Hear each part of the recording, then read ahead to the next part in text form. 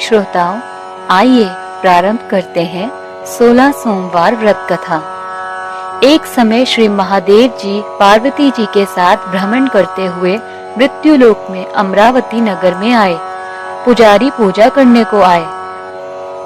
कुछ काल बाद अप्सराएं पूजन के लिए आई और पुजारी से कोढ़ी होने का कारण पूछा। पुजारी जी ने सब बातें बतला दी। अप्सराएं बोली, पुजारी जी तुम 16 सोमवार का व्रत करो, महादेव जी तुम्हारा कष्ट दूर करेंगे। पुजारी जी ने उत्सुकता से व्रत की विधि पूछी। अप्सरा बोली, सोमवार को व्रत करें।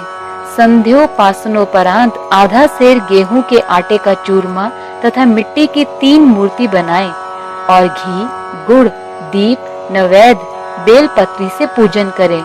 बाद में चूरमा भगवान शंकर को अर्पण कर प्रसादी समझ वितरित कर प्रसाद लें। इस विधि से 16 सोमवार व्रत कर 17वें सोमवार को 5 सेर गेहूं के आटे की बाटी का चूरमा बनाकर भोग लगाकर बांट दें। फिर सकुटुंब प्रसाद ग्रहण करें। ऐसा करने से शिव जी तुम्हारे मनोरथ पूर्ण करेंगे। यह कहकर अप्सरा स्वर्ग को चली गई। पुजारी जी यथा विधि व्रत कर रोग मुक्त हुए और पूजन करने लगे। कुछ दिन बाद शिव पार्वती पुनः आए। पुजारी जी को कुशल पूर्वक देखकर पार्वती ने रोग मुक्त होने का कारण पूछा। पुजारी ने कथनानुसार पार्वती ने व्रत किया। फलस्वरूप अप्रसन्न कार्तिकेय जी माता के आज्ञाकारी हुए।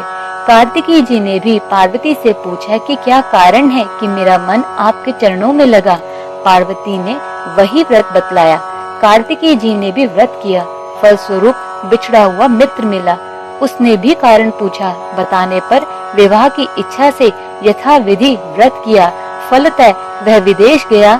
वहाँ राजा की कन्या का स्वयंवर था। राजा का प्रण था कि हथिनी जिसको माला पहनाएगी उसी के साथ पुत्री का विवाह होगा। यह ब्राह्मण भी स्वयंवर देखने की इच्छा से एक ओर जा बैठा। हथिनी ने माला इसी ब्राह्मण कुमार को पहनाई। धूमधाम से विवाह हुआ। तत्पश्चात दोनों सुख से रहने लगे। एक दिन राजकन्या ने पूछा, नाथ आपने कौन सा पुण्य किया जिससे राजकुमारों को छोड़ हथिनी ने आपका वरण किया। ब्राह्मण ने 16 सोमवार का व्रत सविधि बताया।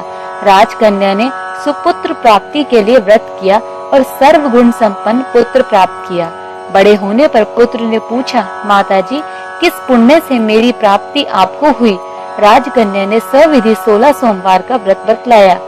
पुत्र राज्य की कामना से व्रत करने लगा। उसी समय राजा के दूतों ने आकर उसे राजकन्या के लिए वरण किया। आनंद से विवाह संपन्न हुआ और राजा के दिवंगत होने पर ब्राह्मण कुमार को गद्दी मिली। फिर वह इस व्रत को करता रहा।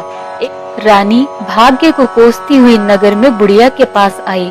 दीन देखकर बुढ़िया ने इसके सिर पर सूत की पोटली रख बाजार भेजा। रास्ते में आंधी आई, पोटली उड़ गई। बुढ़िया ने फटका कर भगा दिया। वहाँ से तेली के यहाँ पहुँची तो सब बर्तन चटक गए। उसने भी निकाल दिया। पानी पीने नदी पहुँची तो नदी सूख गई। सरोवर पहुँची तो हाथ का स्पर्श होते ही जल में कीड़े पड़ गए। उसी जल को पीकर आराम करने के लिए जिस पेड़ के नीचे जाती वह सूख जाता। वन और सरोवर की यह दशा देखकर ग्वाल इसे मंदिर के गुसाई के पास ले गए। यह देखकर गुसाई जी समझ गए कि यह कुलीन अबला आपत्ति की मारी हुई है। धैर्य बंधाते हुए बोले, बेटी तू मेरे यहाँ रह, किसी बात की चिंता न कर। रानी आश्रम में रहने लगी, परंतु जिस वस्तु पर इसका हाथ लगे उसी में कीड़े पड़ जाएं। गुसाई जी ने शिव जी से प्रार्थना की। गुसाई जी ने बोले, बेटी तुम 16 सोमवार का व्रत करो। रानी ने सविधि व्रत पूर्ण किया। व्रत के प्रभाव से राजा को रानी की याद आई। अब शिव जी की कृपा से मैं इसे लेने आया हूँ।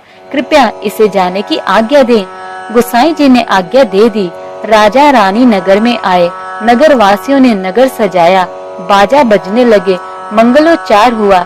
शिव जी की कृपा से प्रति वर्ष 16 सोमवार व्रत को कर रानी के साथ आनंद से रहने लगे। इसी प्रकार जो मनुष्य भक्ति सहित और विधि पूर्वक 16 सोमवार व्रत को करता है और कथा सुनता है, उसकी सभी मनोकामनाएं पूर्ण होती हैं। अतः अंत में शिवलोक को प्राप्त होता है।